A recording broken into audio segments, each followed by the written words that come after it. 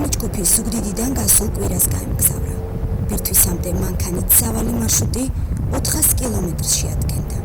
ბირთვისი ისტორიული ქვემო ქართლის ტერიტორიაზე, ალგეთის ხეობაში მდებარეობს.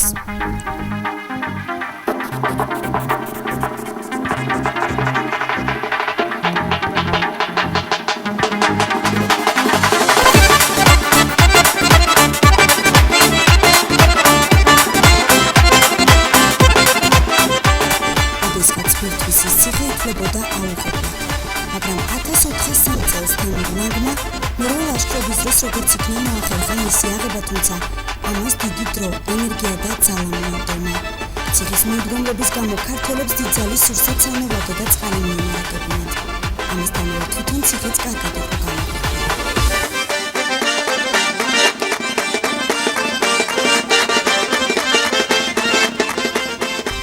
სწორედ ამ გზით ადიოდნენ გახიზნული ქართველები, რათა გადაერჩინათ თავი შემოსული მტრისაგან.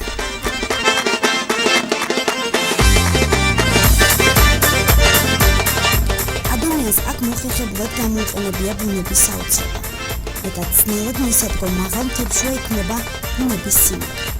ამ გარე მაღალი მთების შუა სხვადასხვა ზომისა და ფორმის მთები მდებარეობს.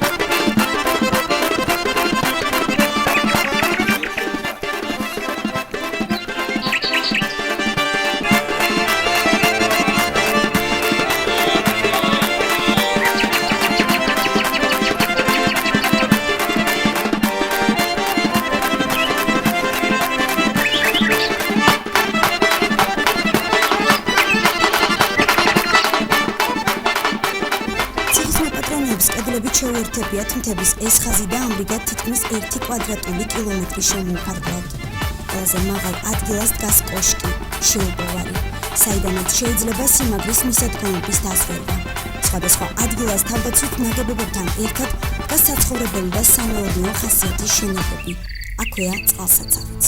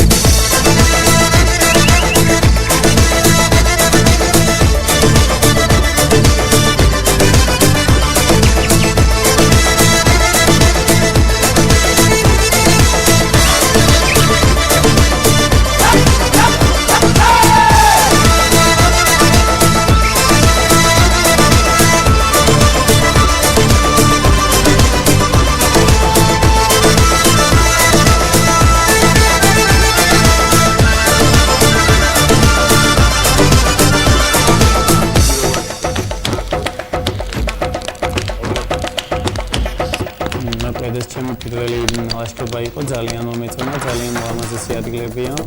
არ მეგონა ტელეფონის და ინტერნეტის გარეშე 4 დღე თუ გავძლევდი, მაგრამ ადამიანი ყველაფერს მიეჩვევა.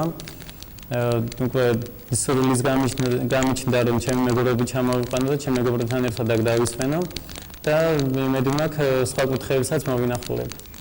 ძალიან მიხარია რომ ასეთი კარგი ჯგუფი ჩამოყალიბდა, ყველა ლაშქრობა იწყება თავდაპირველად დამოკიდებულია ფიზიკურ მონაცემებზე და მატერიალურ მხარდაჭერაზე. ბიჭებმა აითვისეს წინა დაგეგმარება ლაშქრობის, პროდუქტების არჩევა და ხარისხება, პირველი სამედიცინო დახმარების ნიუანსები, GPS ნავიგაციის გამოყენება, ელემენტარული ცეცხლის დანთება, საჭმლის დამზადება, კარვის გაშლა და უამრავი სხვა ნიუანსები.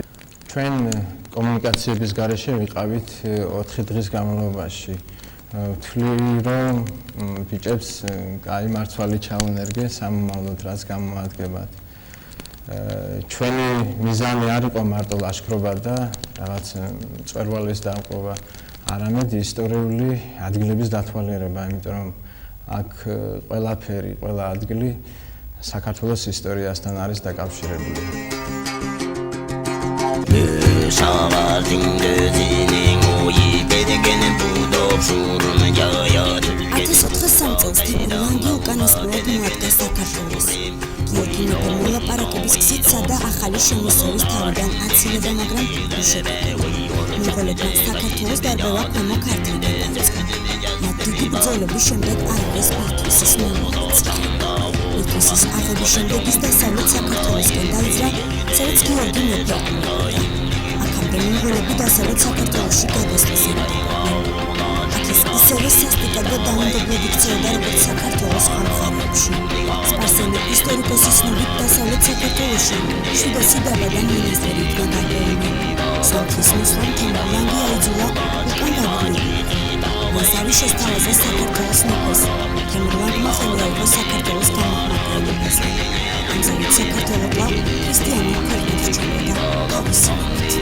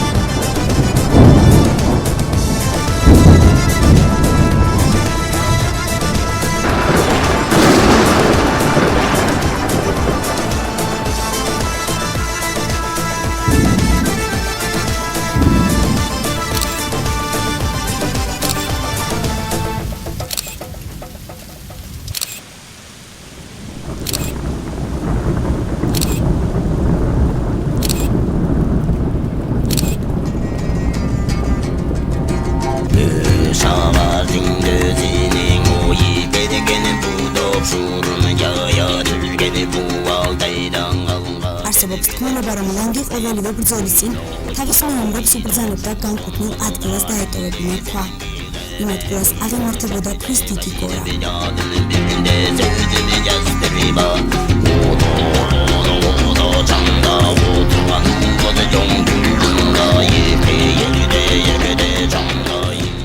ოქროს ურდოშჯარი ბრუნდებოდა გამარჯვებული და მეომრები უბრუნებდნენ თავიანთ ქვებს. მაგრამ ყოველი დაბრუნებისას გორაზე რჩებოდა ქვები.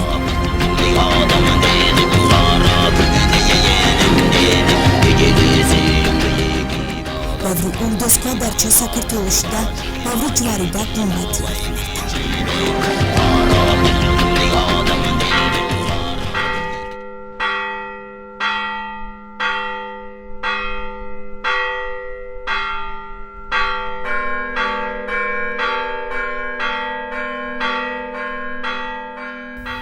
სუგდიდში ჩამოსვლისთანავე ჯგუფის წევრებმა მიიღეს სერტიფიკატები, რომლებიც ადასტურებენ, რომ მათ გაიარეს ტრენინგი თემაზე გამყოლი ეკოტურისტულ მარშრუტებზე.